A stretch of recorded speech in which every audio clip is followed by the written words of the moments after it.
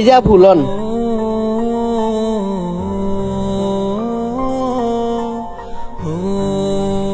ডাবের দাম কত ভাই? আপু ডাব বিক্রি করি তো 200 টাকা করে, আপনি আমার প্রথম কাস্টমার, আপনি আমাকে 150 টাকা দিন। দিচ্ছি।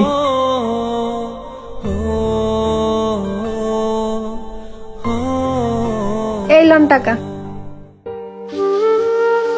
কি ব্যাপার আপু, 100 টাকা দিলেন যে? ডাবের দাম তো 150 টাকা।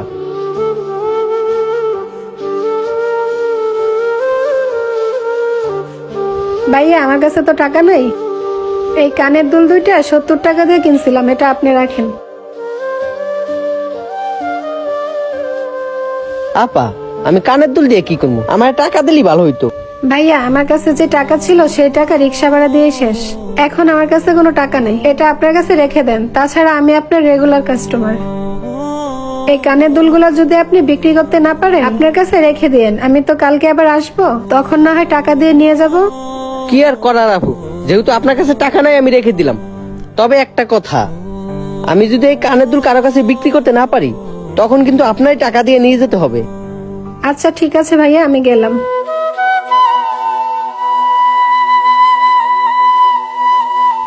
আমার মনে হয় এই কানের দুল আমার কোনো কাজে আসবে না।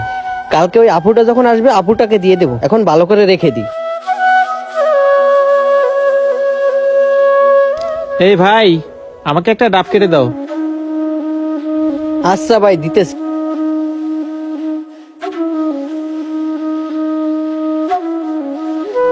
এই লন ভাই।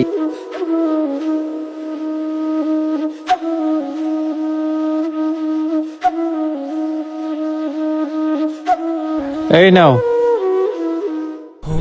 ভাই আমাকে 200 টাকা দিলো, আমার কাছে তো বাংতি টাকাও নেই। ও ওই আপুর কানের দুলটা ভাইকে দিয়ে দেখি, ভাই নেয় কিনা। ভাই ডাবের দাম তো 150 টাকা, আর আমার কাছে তো খুচরা টাকাও নাই।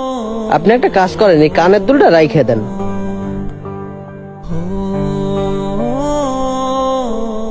আরে ভাই, আপনি এই কানের দুল কোথায় পেলেন? কেন ভাই, কোনো সমস্যা? না, কোনো সমস্যা না। এটা তো স্বর্ণের কানের দুল, এটা আপনার কাছে কি করে আসলো? কি বলেন ভাই, এটা স্বর্ণের কানের দুল? হ্যাঁ ভাই, এটা স্বর্ণের কানের দুল। এটা আপনি বিক্রি করলে 50,000 টাকা বিক্রি করতে পারবেন। আর আপনি কি না এই কানের দুল আমাকে মাত্র 50 টাকার বিনিময়ে দিতেছেন? কি বলতেছেন ভাই, এই কানের দুল 50,000 টাকা? ভাই আমি গরিব বলে আমার সাথে মজা করতেছেন? আরে ভাই, আমি আপনার সাথে মজা করবো কেন? সিরিয়াসলি বলতেছি, এটার দাম 50,000 টাকা। আপনি এই কানের দুলটা যে কোনো স্বর্ণকারের কাছে নিয়ে যা বিক্রি করলে আপনাকে 50 থেকে 60,000 টাকা দিবে। ভাই আমি এই স্বর্ণের বিষয়ে এত কিছু বুঝি না, তার থেকে বরং আপনি এই স্বর্ণটা নিয়ে যান। আচ্ছা ঠিক আছে, আমি নিলে কিন্তু 50,000-এর বেশি 1 টাকাও দিতে পারবো না। কি বলেন ভাই, আপনি এই কানের দুলের বিনিময়ে 50,000 টাকা দিবেন? আচ্ছা ঠিক আছে। ভাই এই যে আপনার টাকা, বুঝে নিন। আচ্ছা ঠিক আছে ভাই, আসি।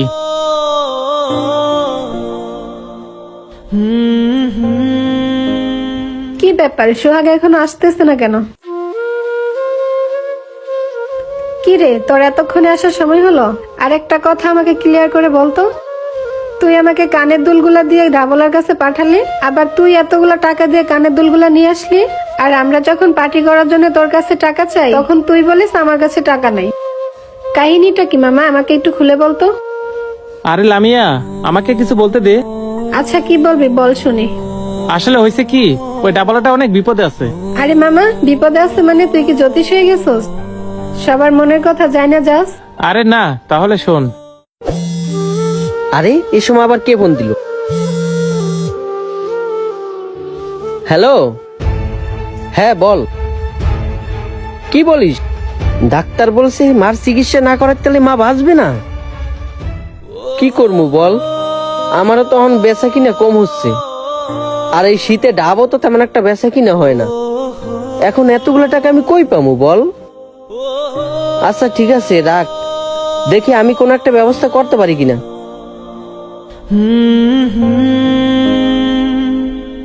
এখন এতগুলো টাকা আমি কোথায় পাবো? হে আল্লাহ, এখন কি আমি আমার মায়ের চিকিৎসা করাইতে পারবো না?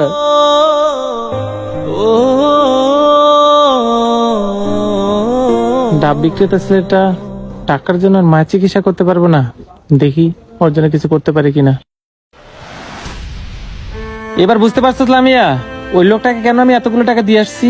ওই লোকটা যখন ওর মার কথা ভাবে মনটা অনেক খারাপ করছিল, তখন না আমার অনেক মায়া হয়, আর এই জন্য আমি লোকটাকে এতগুলো টাকা সাহায্য করছি। সরি রে, আমি বুঝতে পারিনি। তবে মামা তুই একটা ভালো কাজ করছিস।